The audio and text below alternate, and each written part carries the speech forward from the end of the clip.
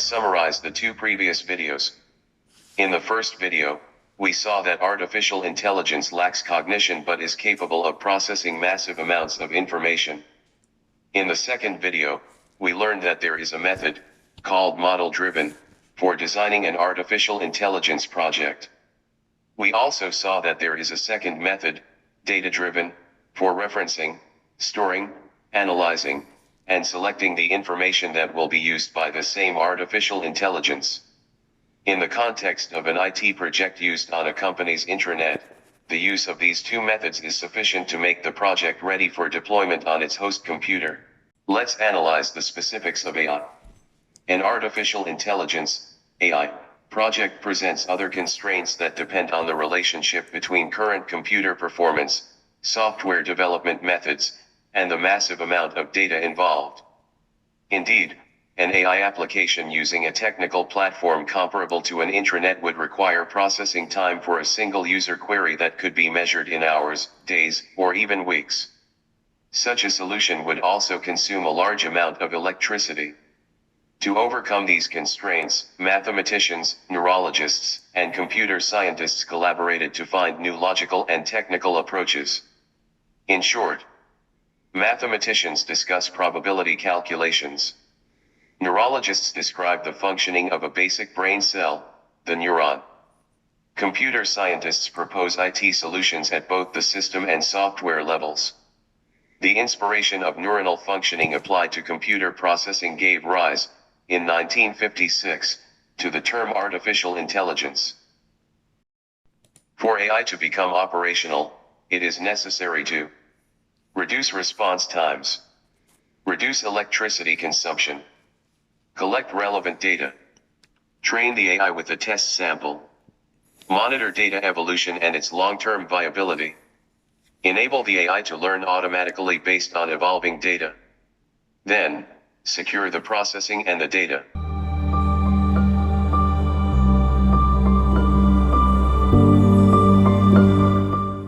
Saving time and energy. Standard software runs on a computer's central processing unit, CPU. Even if a computer has more than one CPU, its current execution performance is insufficient to meet the needs of AI software. This slowness is such that AI was very slow to become operational. To solve this problem, researchers collaborated with neurologists to understand the workings of the brain's basic cell, the neuron. It turns out that information to be processed by the brain is broken down into multiple simple analyses distributed across several neurons. Then, it is the combination of the results from each activated neuron that allows the brain to resolve the initially received information. Research has therefore focused on simulating this process. Its practical application didn't begin until the early 1980s. Indeed, it was at this time that the first color graphics cards were marketed to the general public.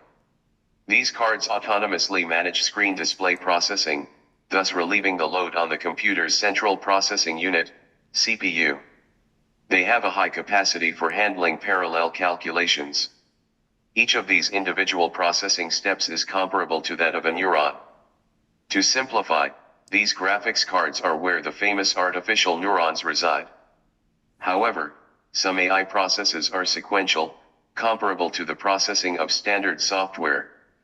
In this context, the performance of the computer's CPU is superior to that of graphics cards. Depending on its processing needs, whether parallel or sequential, AI software can utilize either the CPU or the graphics cards.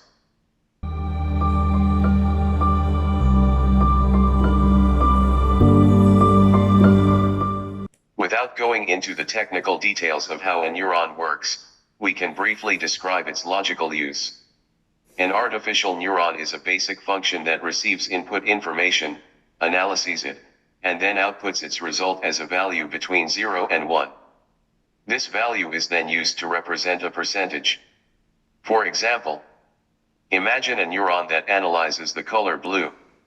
It receives any color as input. The neuron analyzes this color. The neuron outputs a value between 0 and 1 that represents the percentage of blue in that color. For example, 0.60. Now, we would like to know the other primary colors that make up this same input color. We use two other neurons, one for red and one for yellow.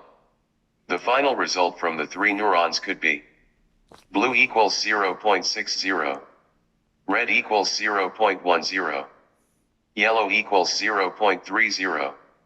These three neurons form the input layer of what is called a neural network. Now, I would like to know if this color is one of the 7 colors of the rainbow. To do this, I will use a second layer of neurons, called the hidden layer, which consists of 7 neurons. Red neuron, orange neuron, yellow neuron, green neuron, blue neuron, violet neuron, indigo neuron. The 7 neurons will receive the 3 results from the input layer and then communicate their own result to the output neuron. In this case, it will be either 0 or 1. Receiving the results from the 7 hidden neurons, the output neuron adds them together. The color will only be a rainbow color if the result is 1, otherwise, the output will be 0. Continuing this example, we could receive any 6 other colors in the input layer of neurons and identify, for example, that an image contains a rainbow. Of course, the actual operation of a neural network is more complex. Among other things, a neuron has parameters such as its weight, threshold, and bias, which are adjustable during the AI testing phase and then retained in real-world use. To delve deeper into this topic, I encourage you to consult the relevant technical documentation.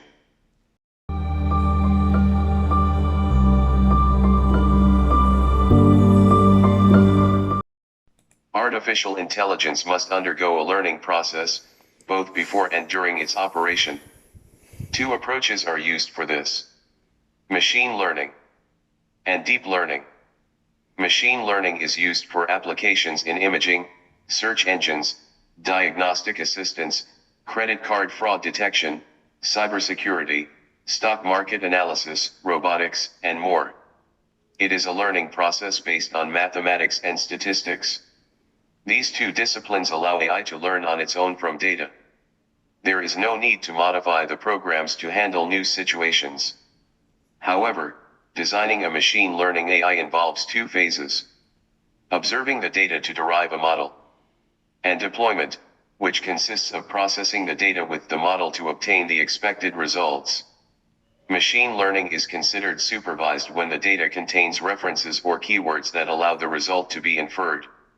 For example, supervised machine learning is called regression learning when the answers are obtained statistically, while supervised machine learning is called reinforcement learning when the data is rewarded by the automatic incrementation of its level of interest, which can be compared using a performance score. Conversely, in the most general case, when the data contains neither a reference nor a keyword, then machine learning is considered unsupervised. In this case, the data structure must be deduced through probability calculations or neural networks. Finally, there are other modes of machine learning, mentioned here for informational purposes only, which are semi-supervised, partially supervised, self-supervised, or transfer learning.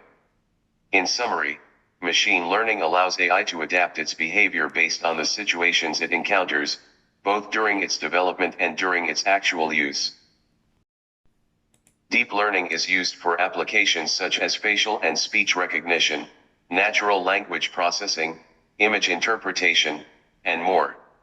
Deep learning uses neural networks to extract features from data that itself undergoes a learning process. In other words, it's a cascade of hidden neural layers that pass on their learning to each other to deduce further learning.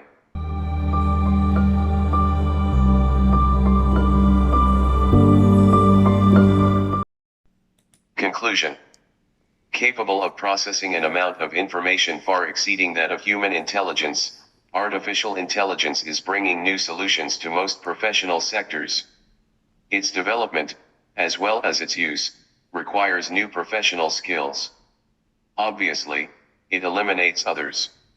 It is a truly unavoidable transformation. In order to potentially be part of it, one must first understand its characteristics and objectives. This series of 3 videos, dedicated to its brief presentation, may help you to become more interested in it. Thank you for your attention.